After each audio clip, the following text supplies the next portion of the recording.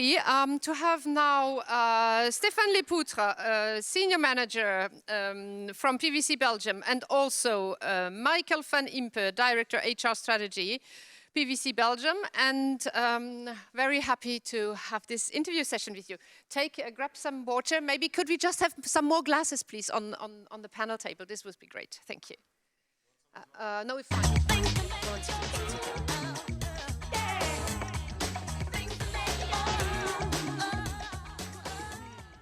Okay. We're all energized now. So you're all energized. That is good. And even we do not have an audience that is not engaged. So we will have here. Sorry? A couple of questions. So leading in the dark. Leading in the dark. What is the impact of an always changing environment? This is a very good question. I hope it is. So I actually have to think of Thomas this morning. He was mentioning the word VUCA. I don't know if people noticed VUCA. It's terminology that has been used, maybe overused in the last decade or so. Volatile, uncertain, complex, ambiguous. Not many people actually know where the word came from. It actually was a terminology to describe the battlefield in the Second Gulf War by the US Army.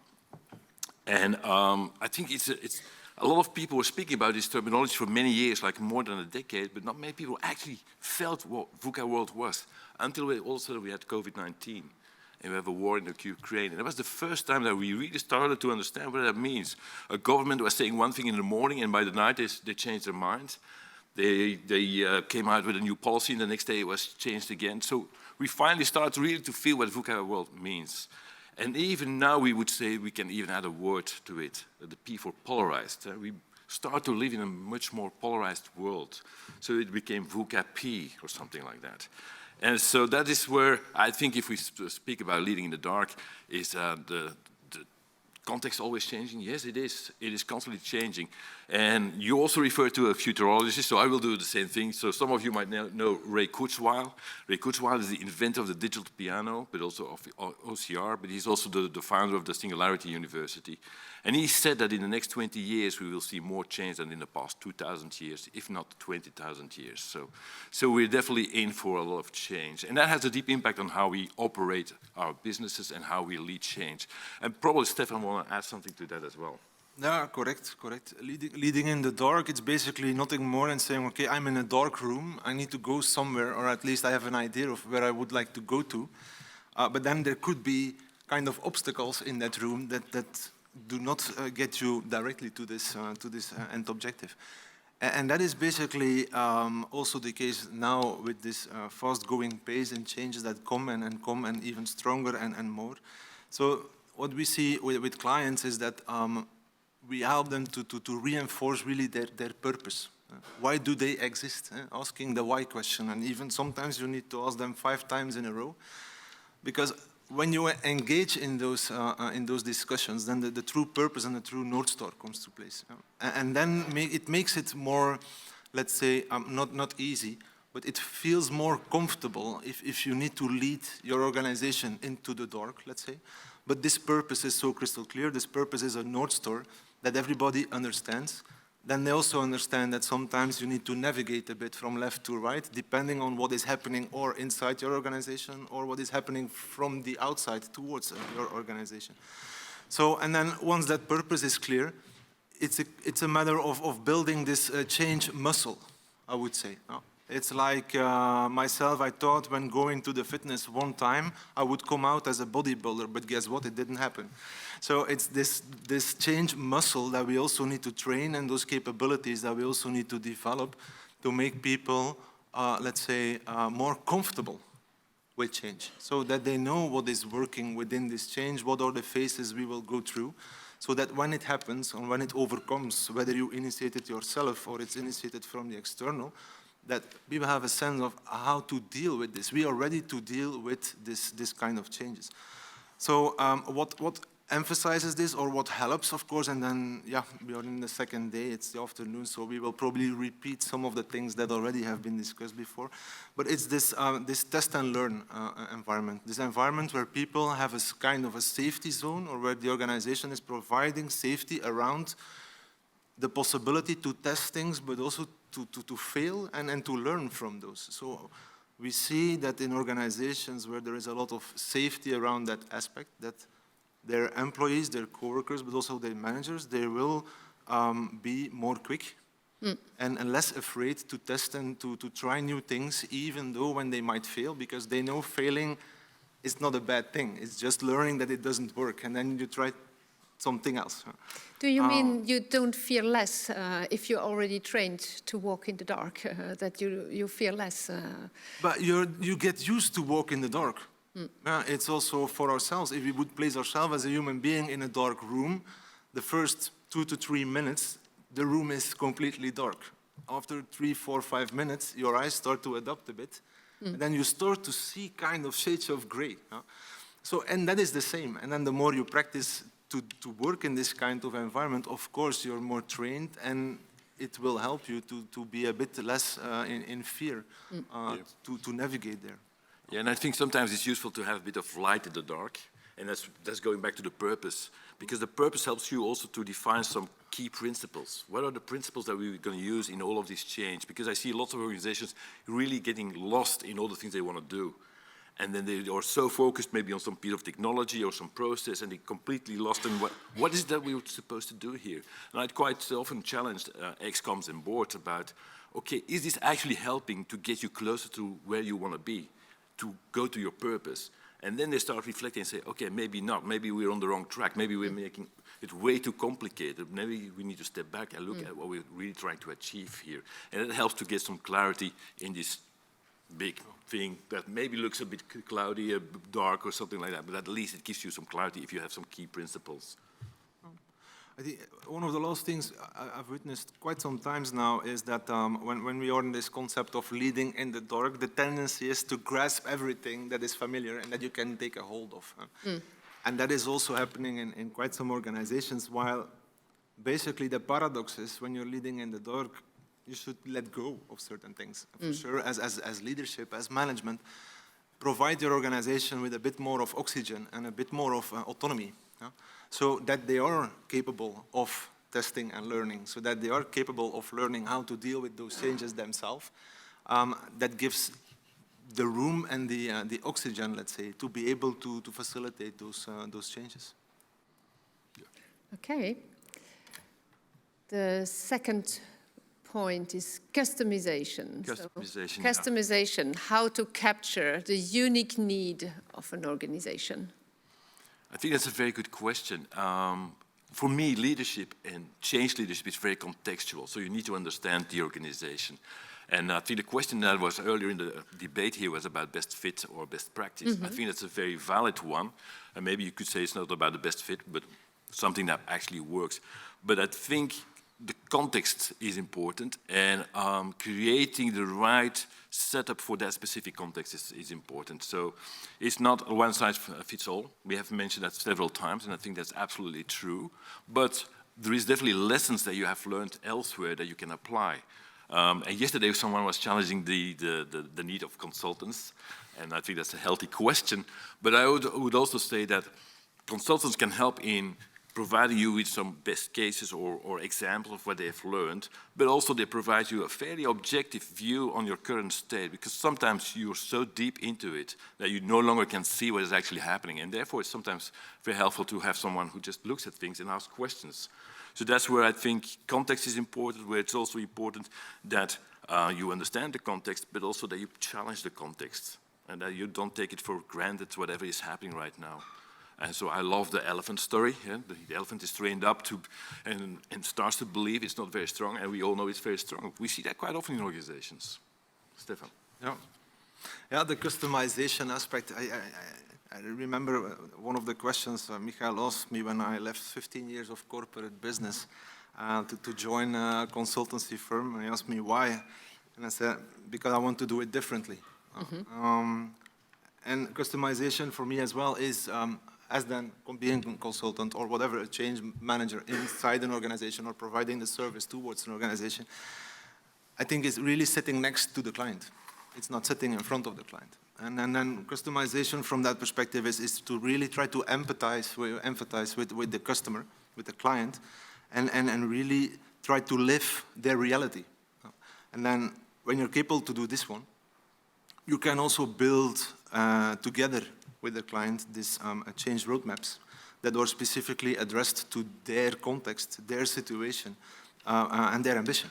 As we said already before, there is no kind of standard process. There are some frameworks, but then one solution fits all doesn't exist. Doesn't exist. So, and I think there we can really make the difference to really sit next to the client and say, okay, what is it you would like to achieve? Why is it you would like to achieve this? And then really through this active listening and through this empathy, looking at, okay, how can we build this plan now together that will fit your needs and your beliefs, but also your objectives, and then work from there. So, and then, of course, during those roadmaps, we need to provide also these, what I call the unique touch points. What are then the differentiating aspects in the roadmap where we can prove that this is tailor-made for the client and it's not just one off-the-shelf plan that we will try to force a bit to make it happen. To make it. I think that should be the difference, going from change management to change leadership, to really take an active leading part in that roadmap.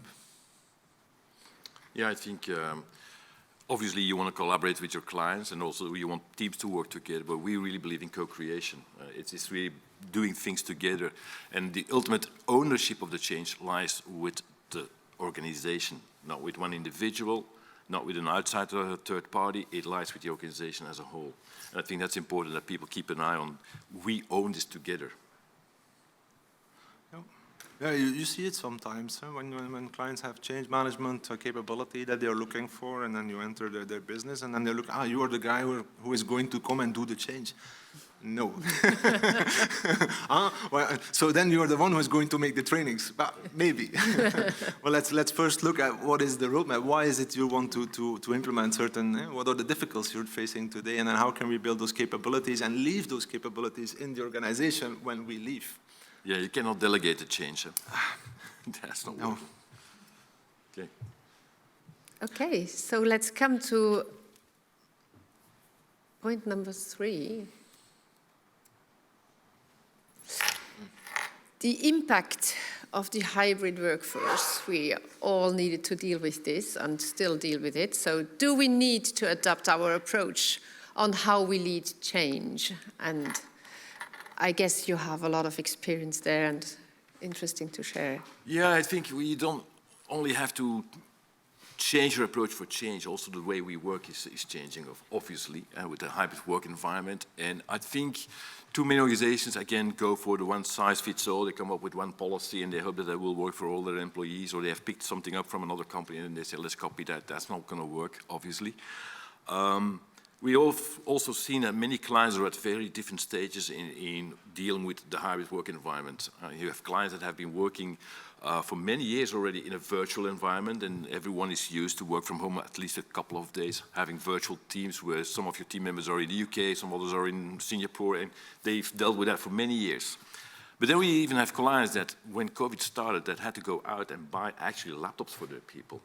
They didn't even have the technology to do it, let alone that they have the managerial skills to lead people in a remote environment. And so that really had a deep impact, and that actually makes the case here is that, yes, we need to adapt. If you were used to measure success of people by the number of hours they spend in the office, so I remember that there's sometimes these employee discussions where they say, okay, is he or she a good employee, yes or no? Well, he comes in at 8 and leaves at 7 in the evening, must be good.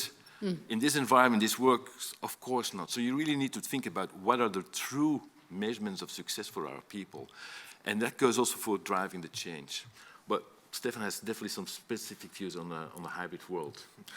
Well, one of the first things I think, and probably I'm not the only one in the room, but when we talk about the hybrid work, it's not working in a digital way like we did in a physical way. That's what you see often, that due to the crisis, let's say, or the COVID pandemic, a lot of companies have been trying to continue running their business in a digital environment, which is not working in a hybrid way, which is just copying something into another space.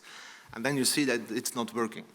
And specifically when it's connected to change management or change initiatives, we cannot say, okay, we used to do a workshop in a team and then with Post-its, well, let's do this now digitally and use a Jamboard. And then we do exactly, it does not work like that. So that's one of the first questions is, are we really working in a hybrid way? Or did we just copy what we normally did physically? We copied it in a digital environment. Secondly, what we see in those kinds of change and transformation projects that are going on hybridly is that we need to be much more clear and we need to provide much more documentation and information to people up front of those meetings. Because we were used to be in meetings, and I'm talking clients and customers, used to be in meetings where a lot of presentations were done in a physical space with here and there a question. You cannot do that through a digital way. There you need to provide your information in another kind of way to make people prepared for then the meetings you will have. And then a third thing I think is important is when we talk hybrid, per definition, it says it's not only digital. There should also still be a kind of a physical part. And then the question is, what are we going to do with the time when we are physical? Is it then just to distribute information, which we could do also through digital channels, or are we going to use that time really to connect with each other and maybe to spend more time on the purpose and on why we are doing things and not on the things that we could do in a digital way? So that's really what we see a lot, to really be conscious about how are we treating hybrid, how do we organize optimally to provide the necessary information and clarify the communication channels before we start on an initiative. And then the third one is more to see what are we going to do with the time and where are we going to spend the time on for these few moments where we really meet physically. Is it then just only distributing of communication, or is it something else with a higher purpose or with a higher meaning than only that? I would like to I'm interested a little bit more in the second point about what kind of information do you share then during a meeting? And I guess there is another way to do alignment and pre-alignment when before you have been in a physical meeting, maybe you have the moment when you enter in the room and you just make clear who speaks first, or or you had another meeting an hour or two before. So this does mean probably now you need to do this and organize it differently. So maybe could you share how you did it, or how are you still doing it differently?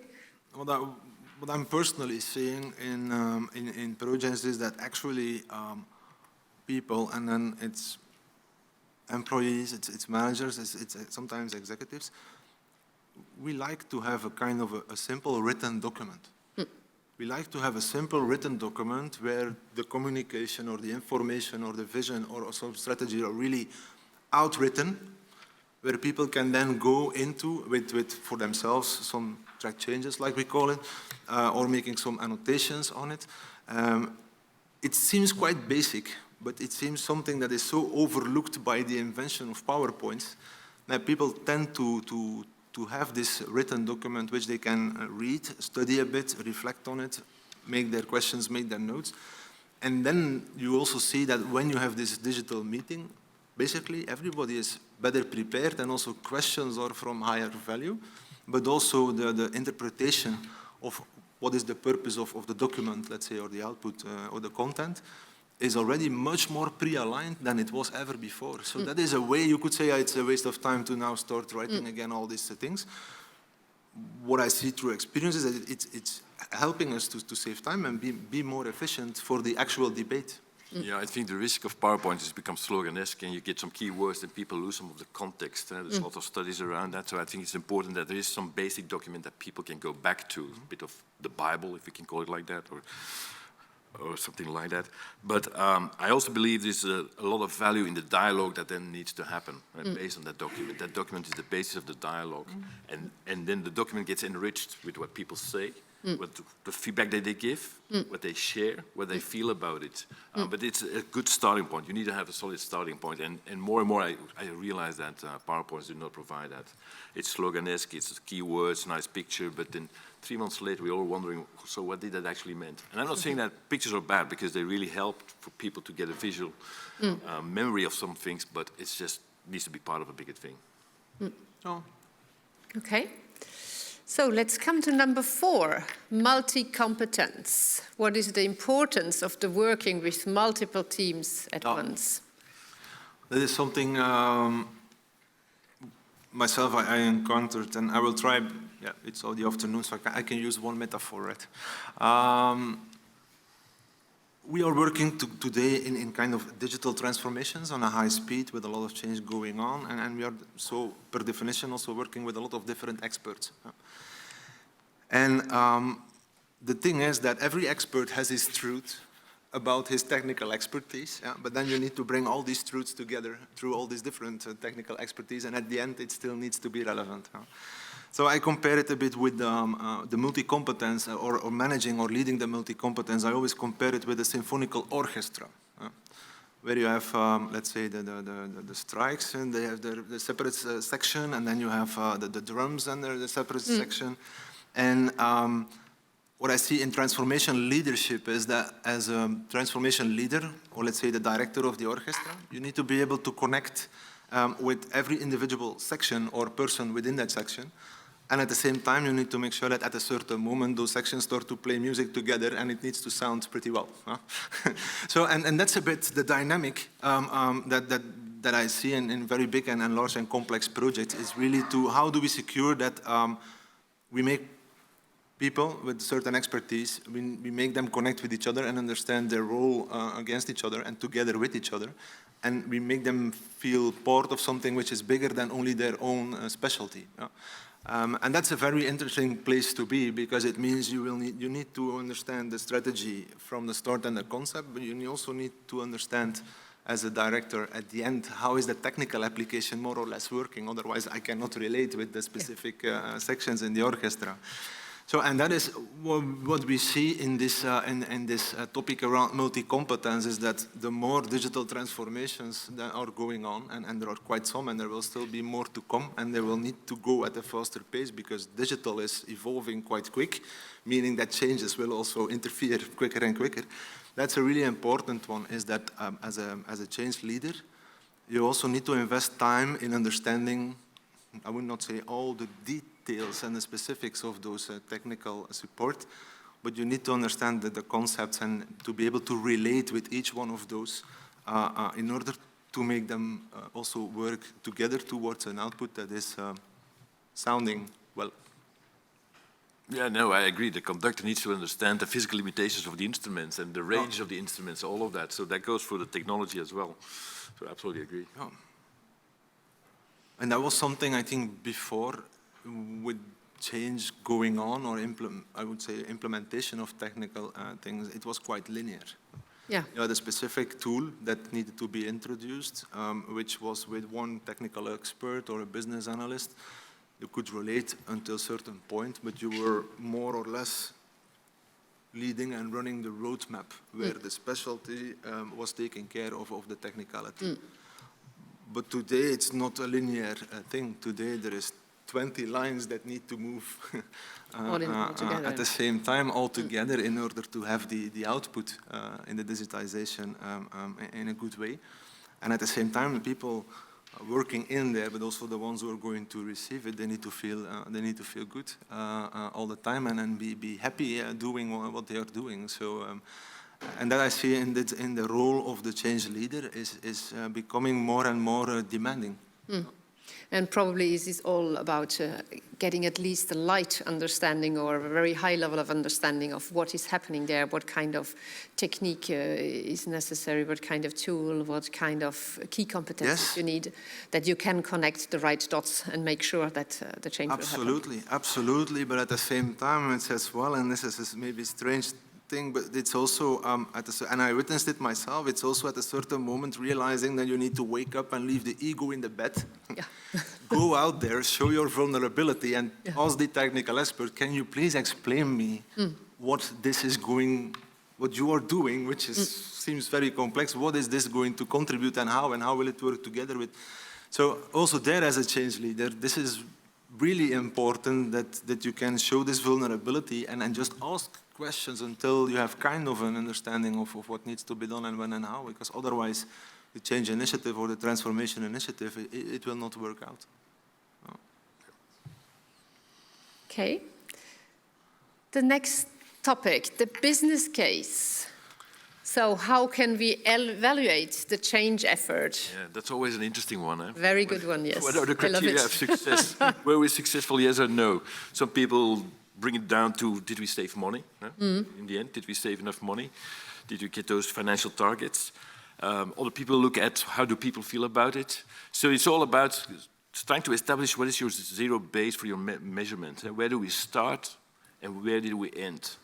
And some of that you can track in KPIs. It becomes very quantitative. But I also think there's a qualitative aspect that sometimes is overlooked. It is also about what are people saying, what are the stories that people are telling. And I go back to Thomas because I love what he said, right? But happiness of people and happiness of clients is also important. And we can try to measure that by asking questions, how do you feel about this and that? And then you can create some of these barometers, whether we're in red, orange or green or whatever. But it's really the dialogue that people have and the stories that they tell when they're outside of work, that they tell to their friends, to their family members, maybe to the customers. That's what really counts. And so change and success of change, yes, there's a business case that you have to make, especially when you do a technology implementation. You need to look at how much money did you actually invest and did it bring what we were expecting it to bring? That's obvious. But there's so much more that you have to measure that goes way beyond the pure business case as we traditionally understand as being the business case as it's educated at the business school. So there's a lot more there. Stephane, what do you think? Yeah, that's really looking on how can we prove that the change management or the change leadership guidance had an effect on the end result. I think there is a second thing related to the business case, and I think we all know this also or met it before, is that why should we invest in change management when we do a project? When the project manager starts to build the scope and his project document, and then there is some budgeting that is needed, and then normally change is somewhere, I would not say the last one, but could be.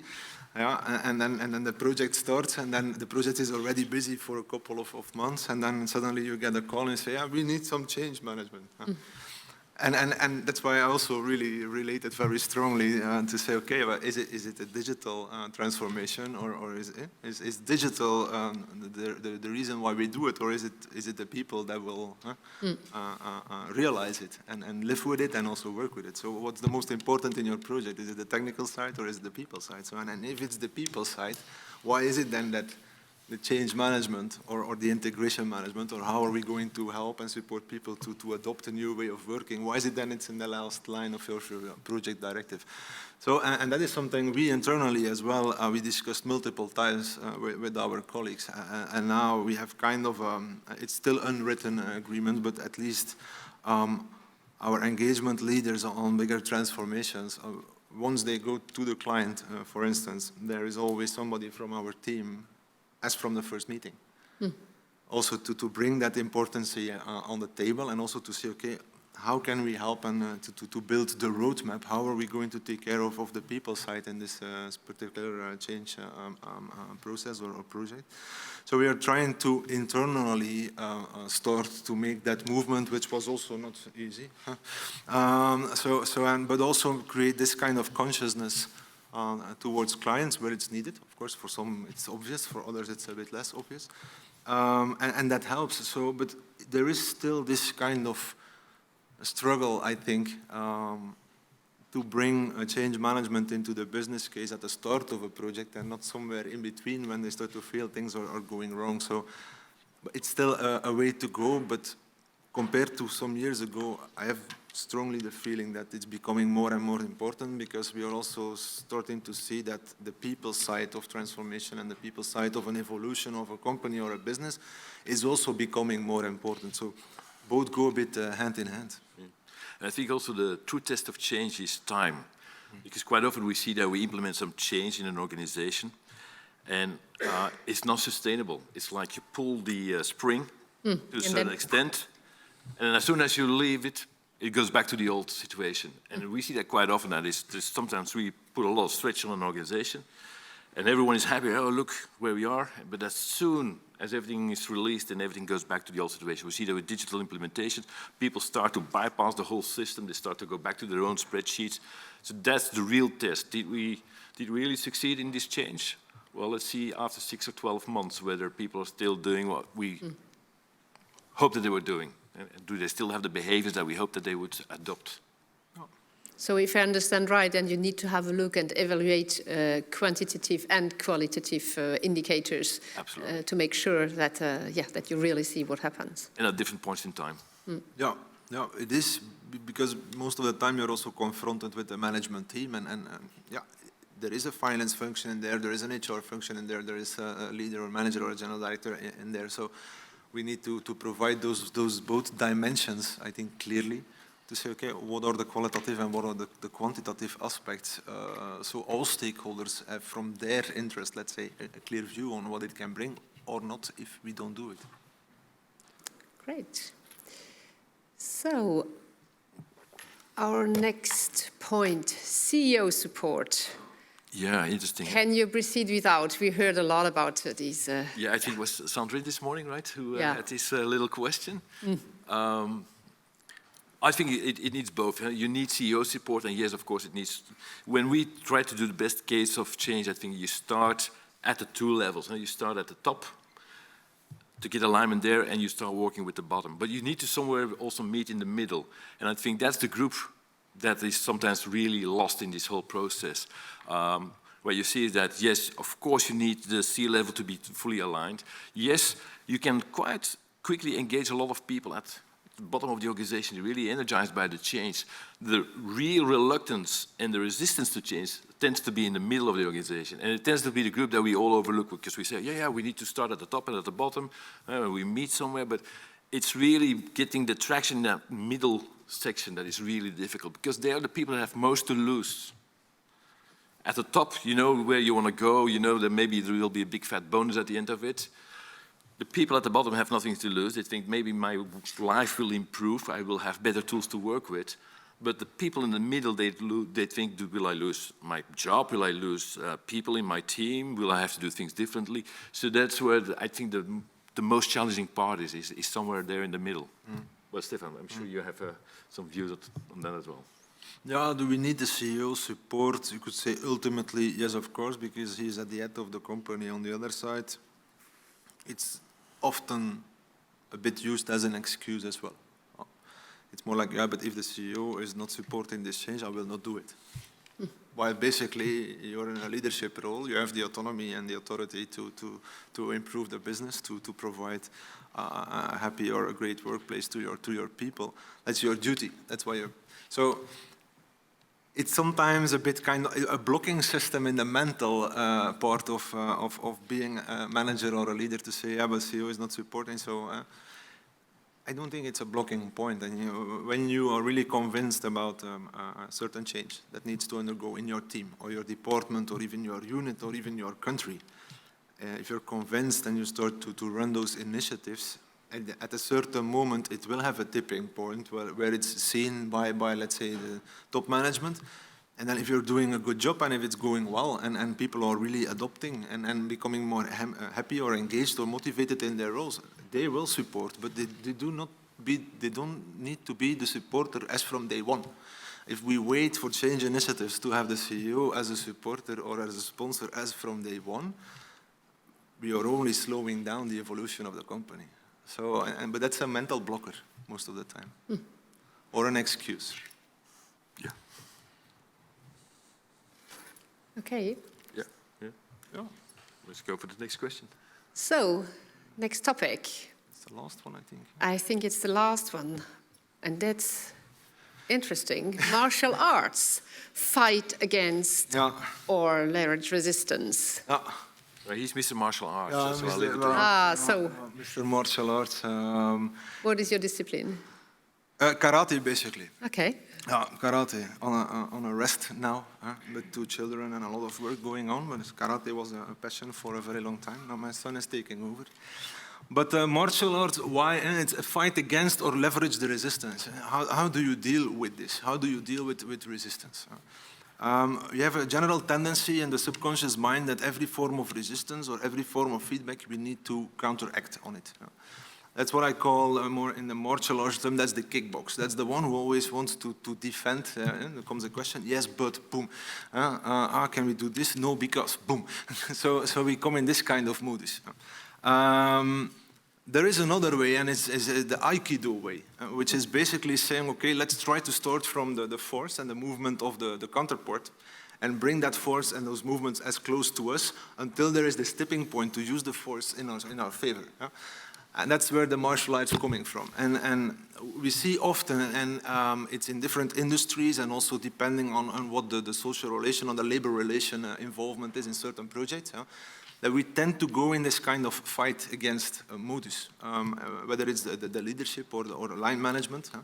But sometimes it's also good to take a step back and say, but what is now really this resistance about? And is this resistance, for the person as such, probably yes, but is this resistance or this form of resistance also valid for other target groups in this project?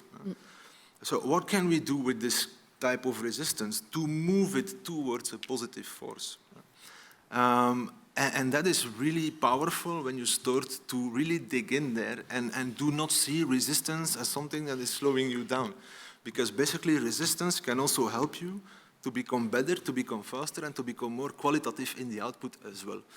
So from a martial arts perspective, and I'm using this also in crisis management setups or in tough negotiation moments, it's always my question, okay, what do we want to do in this kind of context? Do we want to kickbox or do we want to practice the Aikido?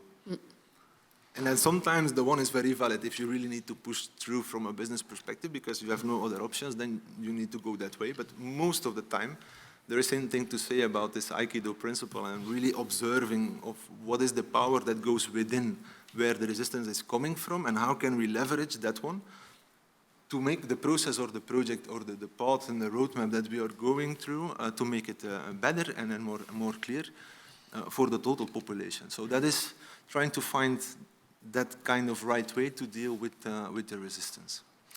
Yeah, and I sometimes look at it not from martial arts perspective, but from a team dynamics perspective, in how people take different positions in a team. And you have David Cantor, and he says, okay, there's like 4 basic positions people can take. One is the movers, people that put the action in there. You have the opposers who will question the action. You have bystanders who will just stand by and then look at what is happening. And then you have the supporters who will support some of these actions.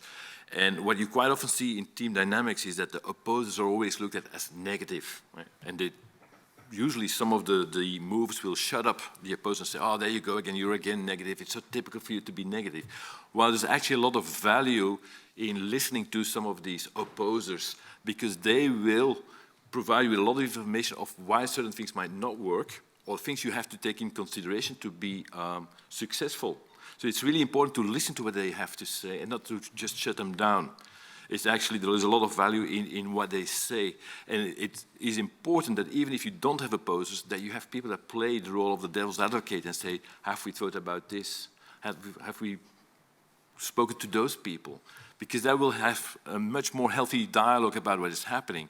And what I see is when I do team dynamics and I see a team where there's almost no opposers, I can guarantee you that when I ask the CEO or whoever is the team leader and ask them, do you have lots of projects? Yes, we have plenty of them. Do you finish them? No, we barely finish any of our projects. Why? Because there's not enough critical reflection up front about when we start a project, is it actually a project that we should do or not? And if you don't listen to the opposers, then you will start lots of projects and they will not get finished because you did not even have enough critical dialogue about, is it really necessary? Have we really thought about all the aspects around this story? So that's where, after the martial arts, when you speak about people and team dynamics, this plays a role as well.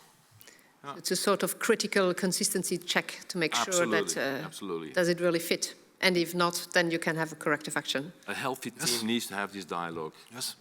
Yes, and in the initiative as well, the 5 times why that is coming from lean and also agile, and it can also stand with resistance. Really going to the person or group of persons and say, but guys, why is it now really you're opposing? Or why is it now really you're not joining the idea of, And then if you ask 5 times those whys, then sometimes there are so small things that pop up that you say, but if it's only this, okay. And then you can maybe correct it in the project or the way you're running things. And then suddenly some of those persons, they become your active sponsors. So there is a lot of value in not neglecting resistance and trying to push on the early adopters, but it's really good to go back sometimes and go after the resistors and then say, okay, well, what is it now really that is playing? Why is it that it seems so hard or it seems incorrect what we are doing? Yeah, some of your opposers become your strongest allies. Yeah. To bring them on board. Exactly. Yep. Good. So thank you very much for these interesting insights. This was the last. Is there a thank you? I do not know. Yeah. So thank you very much for this. Thank you.